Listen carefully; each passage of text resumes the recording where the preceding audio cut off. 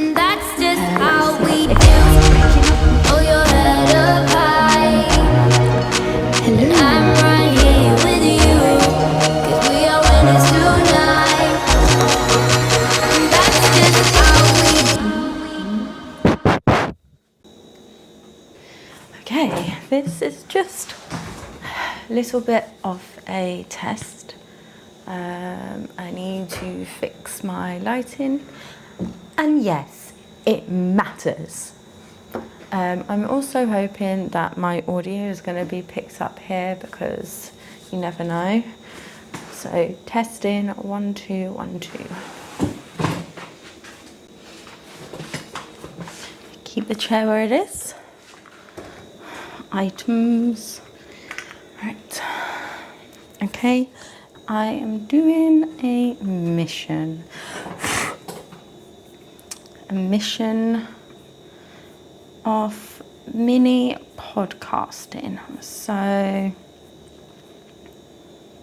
I've got some questions here which I have not looked at and read, and what I'm going to do is read them and answer them as I'm talking to the camera, so it's going to be quite impromptu.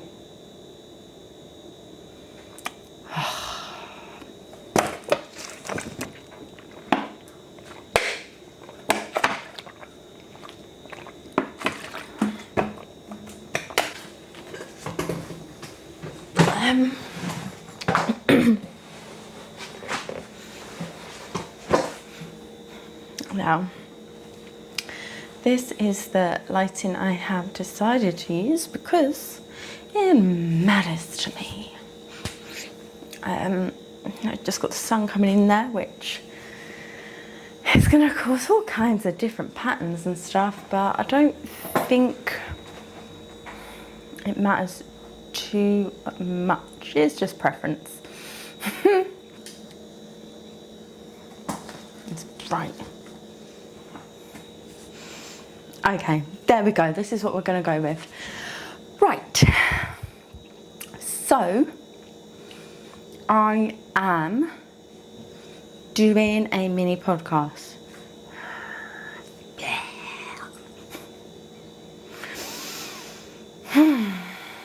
I think actually I'm going to pause it and definitely check my audio is coming through.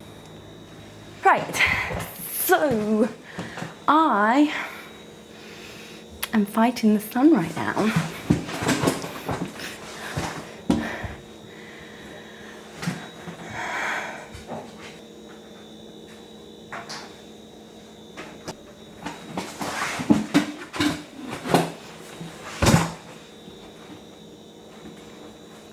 You know what, I don't care anymore. This is how it's going to be.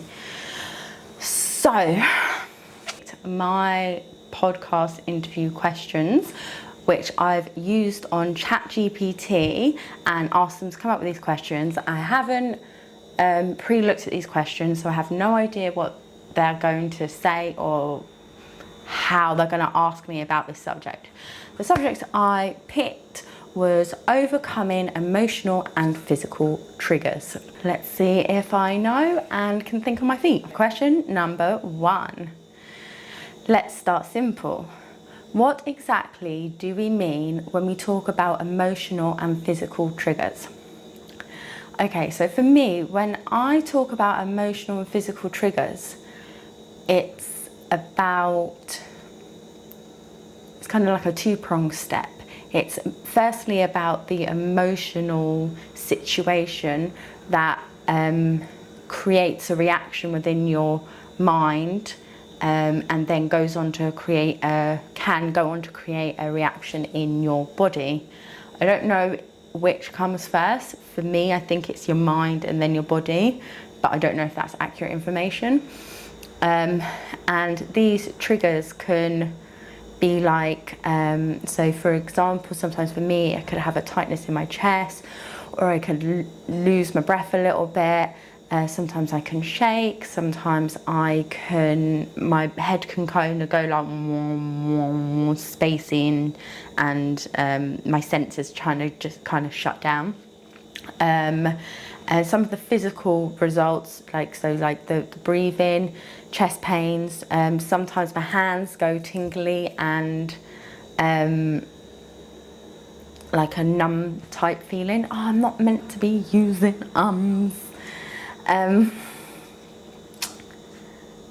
so that's what that is for me. Number 2.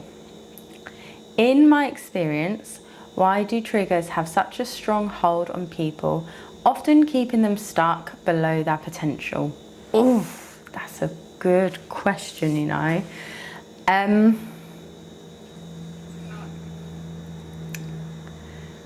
I think sometimes when we have a sensation in our body, we listen to it. Hopefully most of the time we listen to it. If it's something that is uncomfortable, our survival brain, fight and flight, will kick in. And so we will become alert to our surroundings and what's going on. The reason it has such a strong hold on people is because, well, we're all just trying to survive, really, aren't we? And if you feel unsafe, then you're usually going to pay attention to that. The part of your brain, the hippocampus, I believe it's the hippocampus or the amygdala, is one of the oldest parts of the brain, like from cavemen's times. So back then it was just, survive. I mean, is it really any different now? It's just you're not going to get attacked by a saber-toothed tiger or a rock going to crumble on top of your head. So it's different, but it's the same kind of thing. Our body's trying to protect ourselves. And that's why. It's biology. It's the way the humans were created.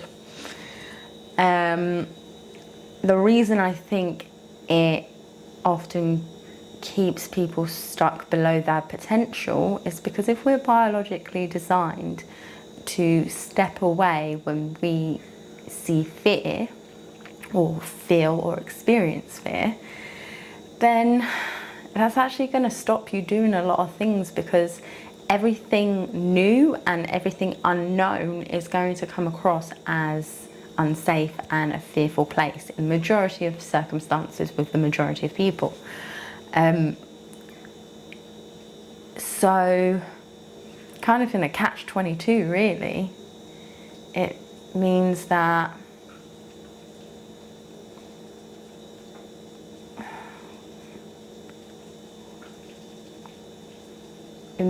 new is always just going to feel scary, and your body and your mind is always going to be telling you not to do that, not to go there.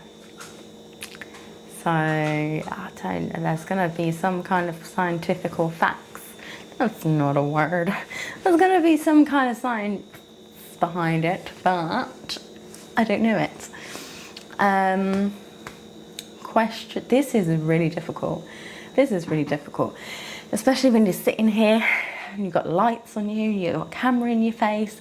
I'm actually just staring right at my face as well, which is, I don't like. So actually maybe I'll start talking to the camera.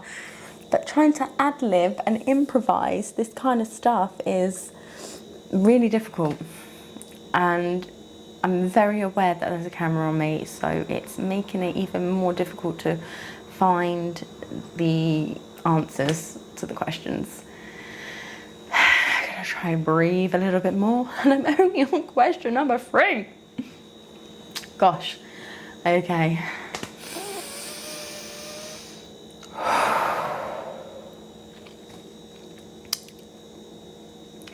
Question number 3. Could you share a personal example of a trigger you faced and how it affected your mindset or behaviour?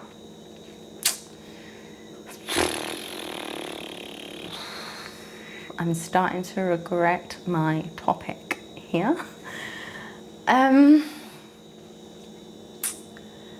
personal example of a trigger I have faced. Okay, I feel like I've got a few triggers. I don't know what's going to be the most prevalent for me. Oh gosh, I don't know. An example of a trigger I faced.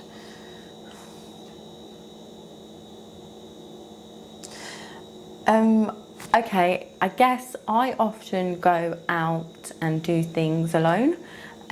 Just going to explore areas for whatever reason. Maybe people aren't free or everyone hates me. I don't know, who knows?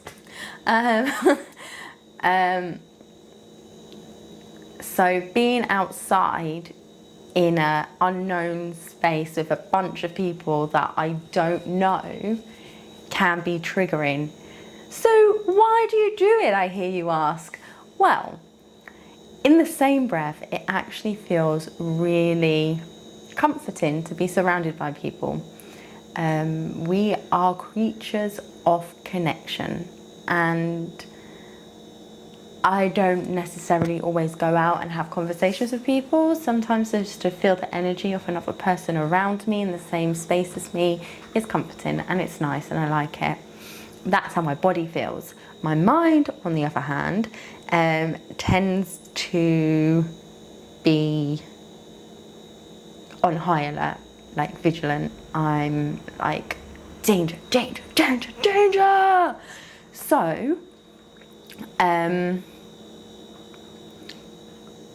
the way it's affected my mindset is you know what,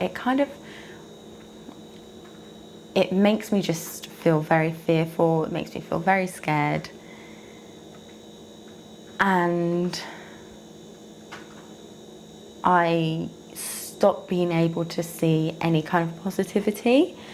The positivity that I tend to cling on to isn't superficial, but it tends to be a really ramped up, forced positivity, which, you know, is real to a degree, but isn't aligning with what's going on with me. So it's kind of like, I guess it's like that mask. Here, wear this so you feel okay. And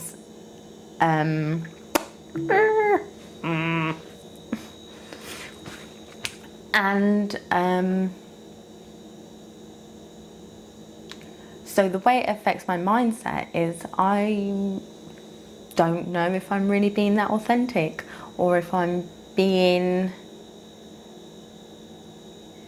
real, you know? Of course, you don't know, you're a camera. So I don't know if that's a very good example.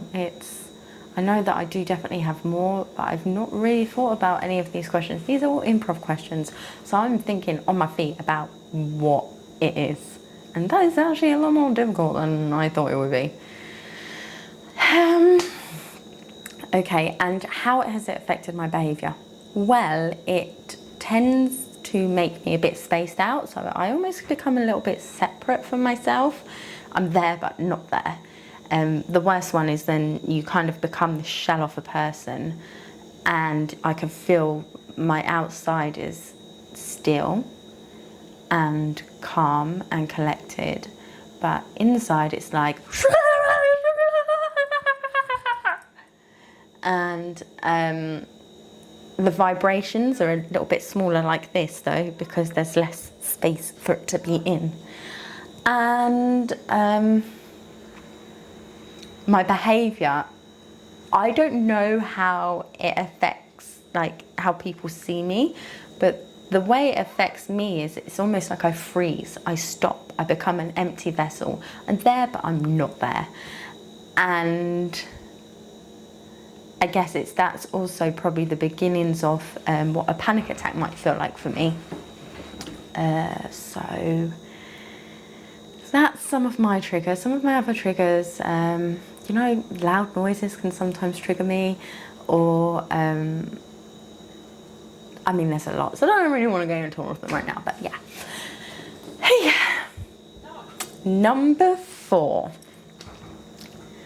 What's the connection between our emotional triggers and those invisible barriers, the so-called glass ceiling that hold us back?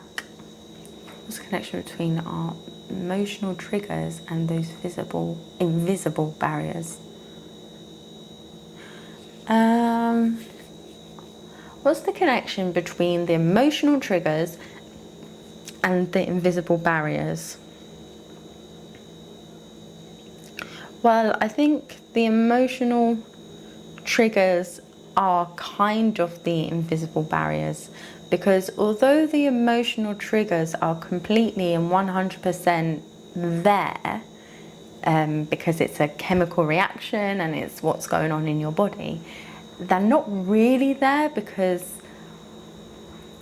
there's been one point that's had a knock-on effect to then get it to that big emotional place.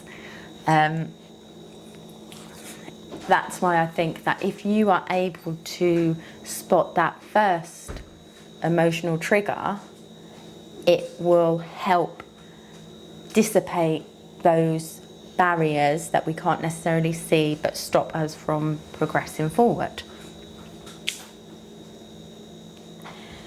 So for me, it's about just being super aware of what's going on in your body and how it feels. So if I have a trigger, I could feel it in different parts of my body. Also, it's quite good to maybe put an abstract shape or a name or a smell or something, some kind of sense to it, so that you can better identify it when it comes back around. But I do kind of believe that they exist because it's how we feel, but we can kind of create how. Can we be quiet on set, please? It's weird, it's almost like a pane of glass. No, that's not how I'd explain it. It is, the triggers are there, but we're capable of getting to them before they get to us and picking up on them. So in that breath, they are not there. So the only thing that's holding us back is us.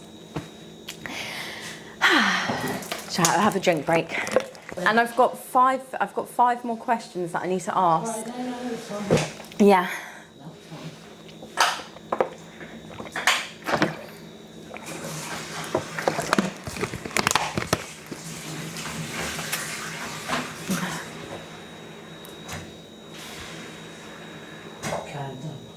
Okay, thank you. Question number 5. How can someone begin to identify their own triggers, especially the ones they might not even be consciously aware of? Oh, that's a good question. This is all Chat GPT, by the way. The best thing to do to try and identify your triggers is by becoming really in tune with yourself and your body. A lot of the time we can just be on autopilot, so the moves we make and the things that we do are just muscle memory. If you can slow down, pay attention to this, you will be able to catch them before they catch you.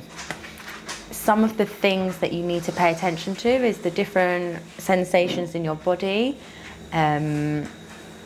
like the different things that your senses. So what are you hearing? What are you feeling? What are you seeing? In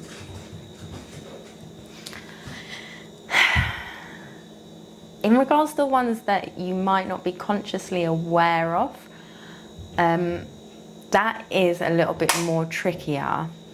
However, what you just need to do is take note of when you do start to notice a change in energy, I'm going to say. So that might be kind of 3 or 4 or 5 or 6 steps down the line. But if you notice that, then you can start working backwards until you get to that root. But then also what you really need to do is to do a bit of reflection on what's going on in your mind as well, like the story and the narrative that you're telling yourself, and how that is having an effect on your body.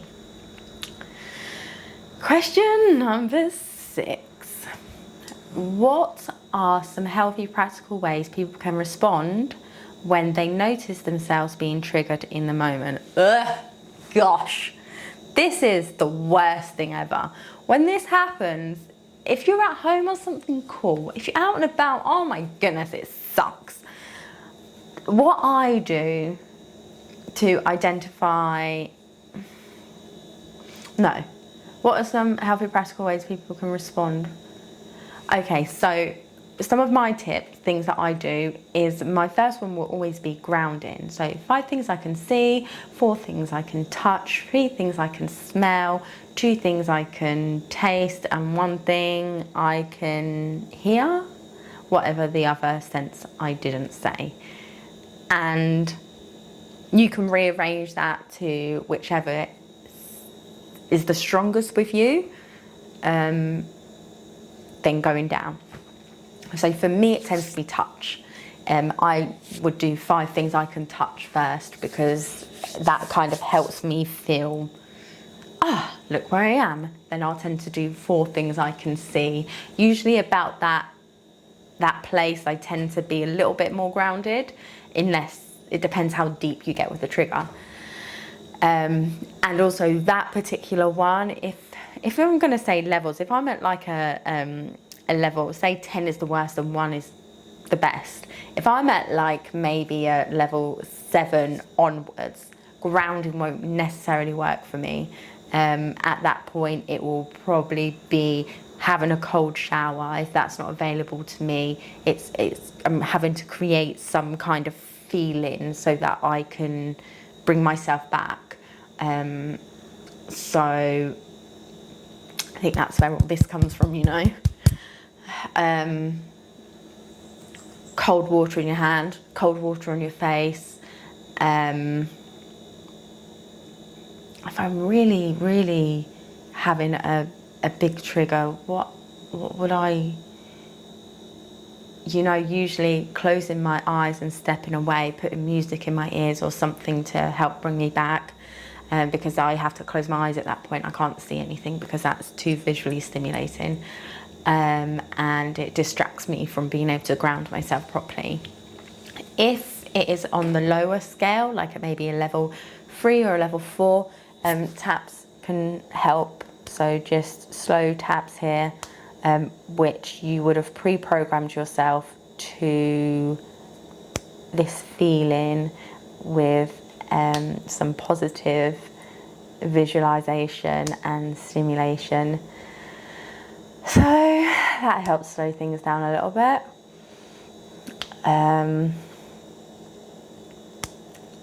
Visualization as well tends to be really good for all of this. Think of your happy place. Think of and imagine the things that make you feel good in your body. You're really having to step into pretend world like you were a kid and just be there, because it's really helps to be able to take you out of those places. It's a lot easier when you're a child to do it as well. I find that as adults we tend to lose that imagination, visualization, that dreaming.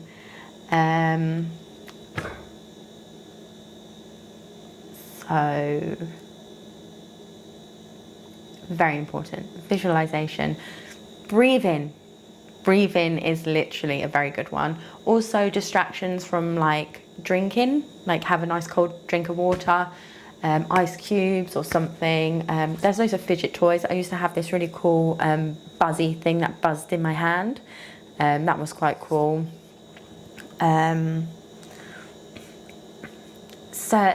you can create certain emotional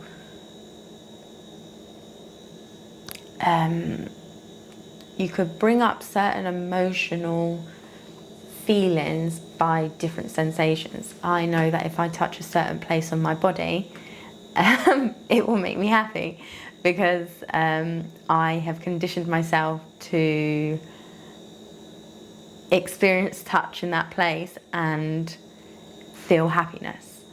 And that was just every single time I had a genuine good positive feeling, I would touch that, and then it would make me feel that emotion. I'm not going to tell you what the part is on my body, because it feels kind of personal, and I think when you start sharing all this information with people, it tends to dilute it down. This is like special to me, so it feels kind of sacred, and I would like it to stay like that. Number 7. How does the body physically react to triggers, and what does nervous system regulations play in overcoming them? Okay, so how does the body physically react to triggers? So I think it can be different for everyone, but if I was to pick a pool of different physical reactions, I would say itching. Itching is, oh gosh, that is a big one for me. My hands go tingly, like pins and needly, and other parts of your body can also do that. Tightness in my chest area, that can happen. Sweaty palms, another one. Sweaty armpits, sweaty anything basically. Physical reactions to triggers.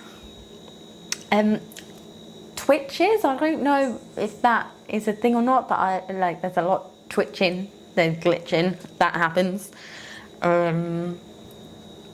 Picking, scabs, your hair, your nails, biting your nails. Oh, shaking. You can't see right now, but shaking. That's a big one. Some other things. I think that's the main ones I can think of right now. But I mean, there could be loads of things. It could be anything. Just think about your habits and the things that you do. Generally, it'll be quite easy to spot when you start thinking about it. The role that the nervous system regulation plays in overcoming them. So I know that we've got the sympathetic nervous system and the parasympathetic nervous system. One of them kicks us into fight and flight, one of them kicks us into rest and digest. So when we are triggered, our nervous system goes into fight and flight, which is when all that stuff starts happening internally. And I don't actually know how it goes from fight and flight to rest and digest, and how those two kind of bridge together. I couldn't tell you scientifically how it happens, but for me, it's almost like if I was a sound wave, a frequency, I'd be doing this, and that's what I'm doing when I'm in fight and flight. And then when I go into rest and digest, it starts like getting a little bit more like this, and then it's slower, and then it's slower, and then it's slower, and then sometimes it does just do this a little bit, and that's when you have to remember to breathe. So that's my take on it. Golly gosh. Number 8, my camera might cut off soon. Number 8, are there long-term strategies or habits you recommend for building resilience to emotional and physical triggers? Consistency, just keep doing it. Prioritize yourself in regards to your feelings. Try not to listen to the noise. Know when people are projecting or when it's you. Try and really define those two entities. And then just, consistency, just keep doing it over and over again. For me personally, it helps when I research these things and I do understand the science behind it. So that could work, or writing it down, whatever works for you, but just be consistent with it. Number 9, how can someone navigate triggers in environments they can't always control, like work, family, or social settings? Oh gosh, this one sucks too. So, I knew that was gonna happen. So, right, navigate triggers in environments they can't always control. Okay, so in environments that you can't control, so for me that's you going out and about. I mean, a lot of people just don't go out. Look at how easy and quick things are being given to us on a plate, at a cost of course, but deliveries, Ubers, all the different channels on TV and podcasts, everything is accessible in this one tiny little box. But for those times you do need to go out, sorry, I've got pins and needles in my foot.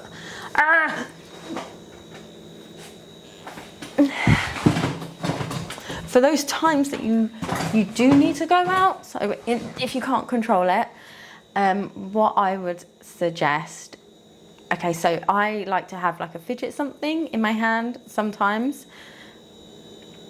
I like to have a drink with me. I like to have my headphones.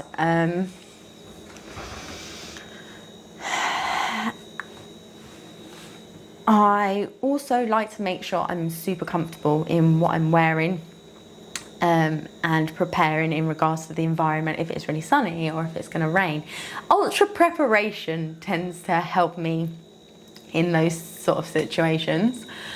On a side note, what I have begun to realise is that by bringing out all these tools, preempting it, it's almost like you're kind of setting yourself up a little bit. After a little while, I stopped bringing my fidget toys and squidgies and things out with me, because I wanted to push myself to become comfortable with that uncomfortability. I didn't want to keep kind of stepping back. I wanted to be able to push through the anxiety, through the fear, through the triggers. When you do that, other triggers do tend to, pop up, but that's what growth is, I think. So being aware of yourself, I would say, is the main one. If you can't control your environment, just be paying attention to number 1. Pay attention to your body. What is it telling you? Listen to it. Listen to it. Number 10. For anyone listening who feels overwhelmed by their triggers and stuck under that glass ceiling, what's one small realistic first step they can take today?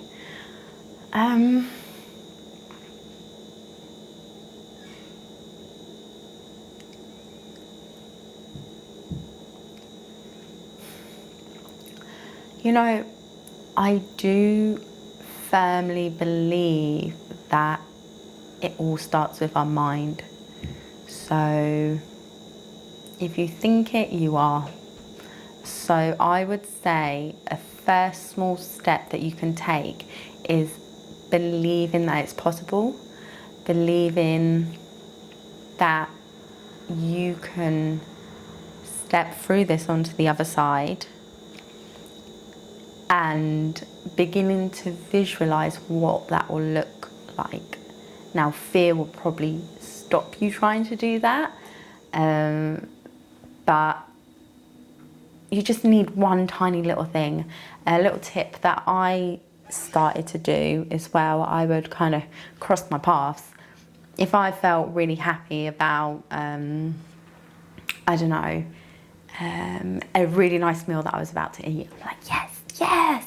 I would kind of just slightly be like, take that happiness feeling and attach it to a visual, a different visual. So for me, that kind of helped me imagine a new life. Also, paying attention to the details in regards to this really helps, because it's small. It's not going to be big, glaring things in your face that are going to help you step forward. It's going to be the tiny things that happen when things are quiet and you're not really looking for it. Annoying, I know. That would be my first thing. Just try and have a little tiny bit of belief, however you go about doing that. If you're feeling overwhelmed by triggers, the next step another first realistic step I would say that you can do is get good at your senses. Get good at listening. Get good at observing. Get good at all the other ones. Yeah, so that is that. 10 questions about overcoming emotional and physical triggers from my personal experience. Thank you. Ta-ta.